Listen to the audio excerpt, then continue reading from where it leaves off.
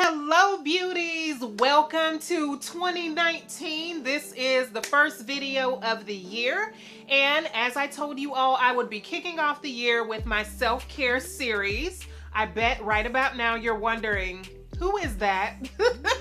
Sitting next to you, I have invited an amazing woman, my best friend, Talisha. Hi. So she's going to be here with me today, kicking off our self-care series. But before we get started, you guys, I have to show you what she has set up for our little meeting here. She has cinnamon tea ready for us. She knows me well. And we have these beautiful elephant cups. Look at this. That she bought. We both extra. extra. Well, you have to have a beautiful mug. Queens must have a beautiful mug, okay? So we have our cinnamon tea because it is cold and rainy outside, so this is right on time. But the snacks, okay? The snacks. Now, I know that in the first video, I let you all know something about me, and it was that I love snacks. So she knows that about me. Just introduce the snacks for me. What is this first? On the top, we have amaretto cookies. And then right here are cannoli chips. And then over there are strawberry thumbprints. Strawberry thumbprints.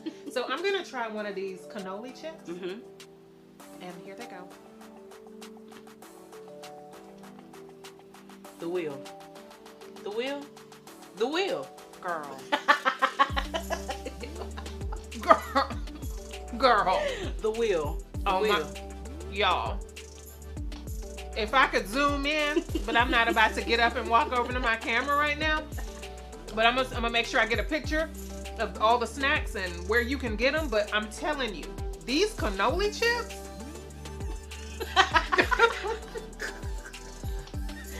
Wheel. Amazing. The wheel. As you can probably already tell, we are besties and we are super silly together. So I intend to have a lot of fun today. So today we are going to discuss self-care as a mom and as a wife. And some of you, maybe even as a business owner, we get so busy as women. We are taking care of the kids. Even if they're adult kids, there is always something that needs to be done. And it can be very, very difficult to remember yourself and take care of yourself as a mom, as a wife, all of the hats that we put on and all of the things that we need to do. We put ourselves on the back burner pretty much naturally. So today we're going to discuss how hard it is to take care of ourselves, but we're also going to discuss some of the things that we do to make sure that we are taking care of ourselves and make sure we're getting the things that we need so that we can be the best mom, so that we can be the best wife, and so that we feel fulfilled in life and that we aren't running on E and feeling depleted. So Talisha, we have talked about this topic time and time again over the years, complaining. Yes. And lots of complaining. Lots of complaining. And just like, oh my gosh, I feel so depleted. I feel like I'm on E. We were getting overwhelmed. We were getting frustrated to the point where we were just like having to shut everybody down. Everybody. Kids, husband, yes. everybody. And very drastically, which that's not very healthy either. Right. But it's because we were running on E. Right. And you don't want to get to that point. So talk to me a little bit about when your children were younger and self-care as a mom of young children. How difficult was that? Did you take care of yourself at all? No. No, it was very difficult. I didn't do anything. I didn't do anything at all. Well, you know what? There was a brief period where being that I did not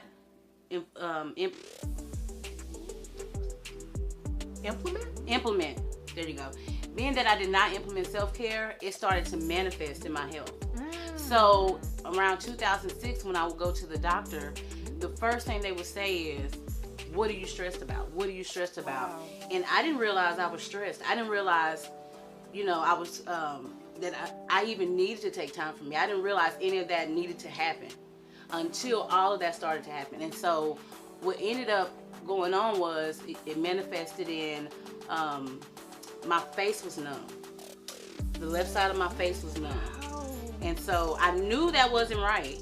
And so I ended up going to the doctor because the first thing I thought is Bell's palsy, which is brought on by stress. Right. But like I said, I didn't equate that, stress and this was going on until it manifested. So what happened was I walked in the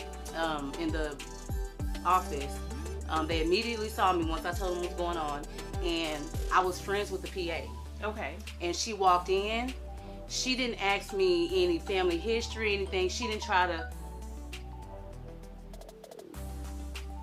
I didn't turn my phone and put it on silent. We'll be back. I did. After I did. I knew better. We'll be back after this intermission. So she didn't start going over family history. Like doctors do when they first walk in. The first thing she did was look at me and said, "What are you stressed about?" Wow. That's exactly what she did. And that had never happened to me. Right. So I was like, "Excuse me? Why you clapping all loud?" Nothing. Wow. But that was not a realistic answer. Because the reality was, I was a young mom of 3 kids, husband, working, and I was not taking any time to take care of myself at all, period. I was not eating right. I was not exercising. I don't even, to this day, it's hard for me to relax. I don't know what that looks like. Wow. And really, that's what self-care is. It's an opportunity to sit down, relax, do something you enjoy, take care of your body. But I didn't do that. And so after that visit, I started getting into, okay, I need to take care of myself. I really need to start, taking time out for me and doing things for me. But it was so hard. It was hard for me because I had small kids and I had to work and I have a husband to take care of and a home to take care of and things to do. So, what it looked like at first was just me going into the restroom and just trying to get 5 minutes. Right. Locking my door. But don't you know my kids knew how to unlock it? And don't you know my kids went right into the restroom where I was and said, "Mom, can I have a snack? Mom, can..." Wow. So it didn't stop. Yeah. And so I just, let it fall to the wayside and just picked up as usual, doing everything and being everything and for everybody except me. Right. So that went on for years, I would try, and I knew my health was declining because of it. I knew it, but it was so hard to get into the swing of it and keep it up. So, what came to mind when you were talking was how we grow up with this perception that being a good mom and being a good wife means sacrifice. Means sacrifice. Yes. And I'm not saying that you don't do things to sacrifice for your family or for your children, because you do, but we do it at the total expense of ourselves. Like self-sacrifice. Yes. Like I have to give everything that I've got if I'm going to be a good mom. Like, as long as my children eat and I didn't eat. Right. Type deal. As long as my children have whatever they need, but I'm over here looking super raggedy. So we grow up thinking it means self-sacrifice, that it means that we aren't as important. Even though we would say that, but actions show a totally different thing. I remember when my children were younger, and I grew up seeing a lot of the women in my family, including my mother, and just, women that I didn't know in general, just seeing people be mothers, that they self-sacrifice even their dreams. It wasn't just like their health, because there's many ways that you can self-sacrifice, but they ended up sacrificing a lot of their dreams and a lot of things that they wanted to do in their lives. And I think that we need to realize that we aren't just moms. Right. We aren't just wives. Right. We are an individual that was created and put on this earth to fulfill a very specific person. There is so much more to us. We have gifts and skills and talents that were placed in us that we're supposed to be using, that we're supposed to be using to help the world and affect the world and change the world.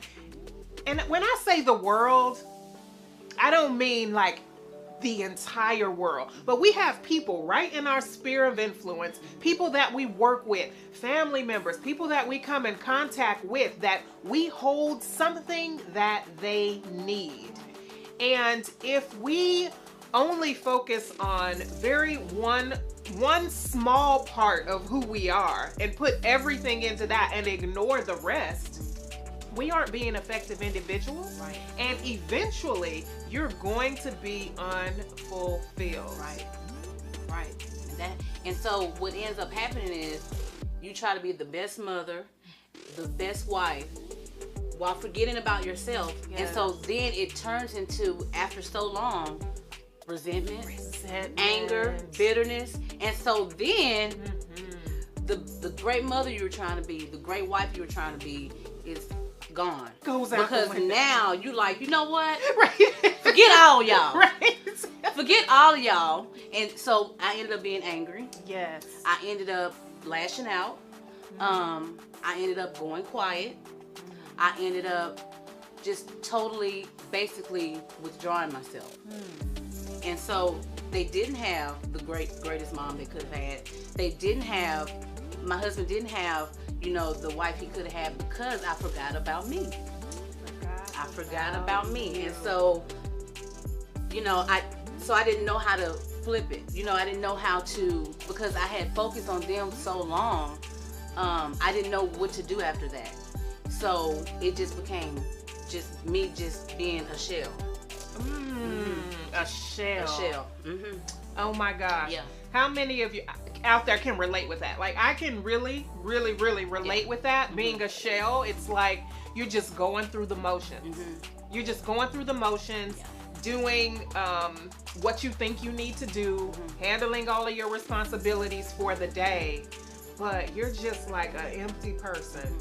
Just empty and unfulfilled, and like you said, angry and bitter, but then you become numb to it all. You really do. You hit a place where you become numb to it all. But how do you remedy that? Some of you might be in this exact space that we're talking about right now, where it has all been so overwhelming. You've been bitter. You've been yelling at the kids. You haven't been the best mom. You haven't been the best wife. You haven't been kind to yourself. And you just don't know how to cope or what to do. I'm telling you, you need to begin to start taking care of yourself. Yes. But how?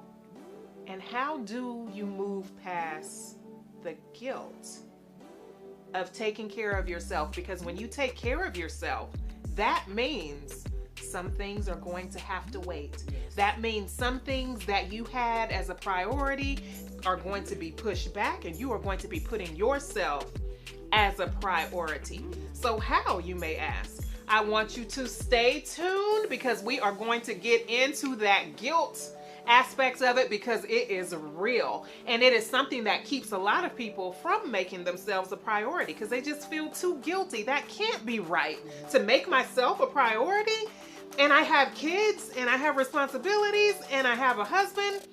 You can't do that. But yes, you can. I'm here to let you know. So meet me back here next Friday with Talisha, so that we can talk about the guilt of self-care. Sure. She's looking at me like, oh, I didn't know we were filming this week. Okay. Yeah, she's gonna be here. She's gonna be here. So drop your comments down below. Let me know what areas you all are struggling with self-care. As you know, I always want to hear what you have to say. And I will see you all next Friday. Bye. Oh, how beautiful. Oh, how beautiful.